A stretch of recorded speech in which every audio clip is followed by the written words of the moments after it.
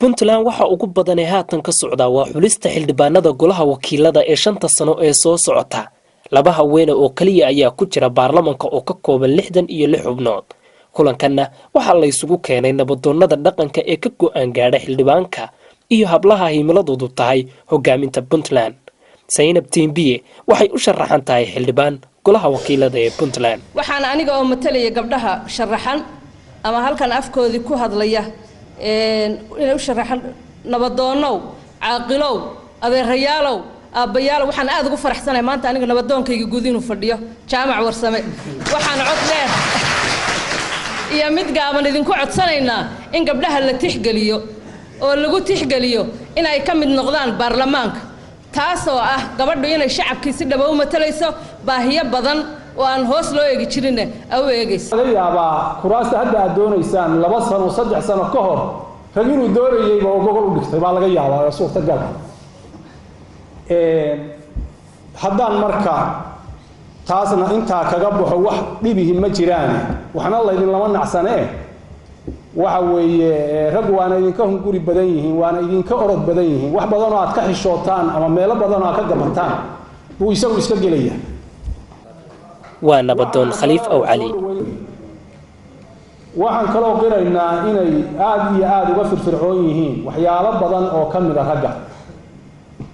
sida hadda arrimaha la sheegay oo marka loo dhiibayo meelaha maaragtay dhaqaalaha ama musuqmaasuq laga hadlayo baarlamankii ugu horeeyay Puntland 1998 markii la aasaasay waxa ku jira 5 hablood haatan baarlamanka waqtigiisu sii dhamaanayna waxa ku jira 2 hablood kuwa soo socda inta ku jiri doona ayaa markasta laga doodaya agaasimaha hay'adda nabadda iyo cilmi baarista iyo gudoomiyaha dalada ururada bulshada rayidka ee Bunsa oo soo qaban qaabiyay kulankan ayaa sheegay in rag iyo dumar loo siman yahay hogaaminta dalka isugu ogaanaa inaynu helno gole wakiilo oo tayo leh oo waxa aynu u igmanay ama aynu u dirsanay inoo qabta golahaasi oo ah gole loo dhan yahay oo ay ku jiraan rag iyo dumarba oo annagii matalaad inaan ogolan gabdhihii maanta waxaan aaminsanahay in dastuurka lagu daro inay noqoto wax oo nidaam ah oo aan isku waafaqan oo ku heshiino taasuna waxay keenaysaa waa matalaad muhiimadu inay gabdhihii ay yeeshaan matalaad ay mujtamacii ka mid yihiin oo ay ku matalaan ummadda ayagu danahooda baarlamaanka dhexdiisa kaga hadlaan mujtamaca ku matalaan wasiirka haweenka iyo arrimaha qoyska Puntland Maryan Axmed Cali ayaa sheegtay in siyaasadda ay ka fududahay hawlaha kale ay dumarku hayaan qayb galaan doorka siyaasadda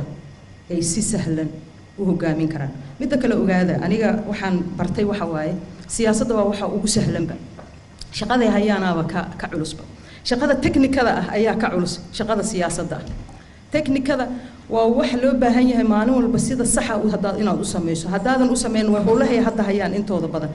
si kastaba ha ahaatee doorashada Puntland waxa ka haray wax ka yar 70 maalmood xulista xildhibaanadana waxay maraysaa gabagabo dastuurka Puntland dumarka wuxuu siinayaa 30% lama soo oga halka ay wax ku dambeyn doonaan Maxamed Salih SBC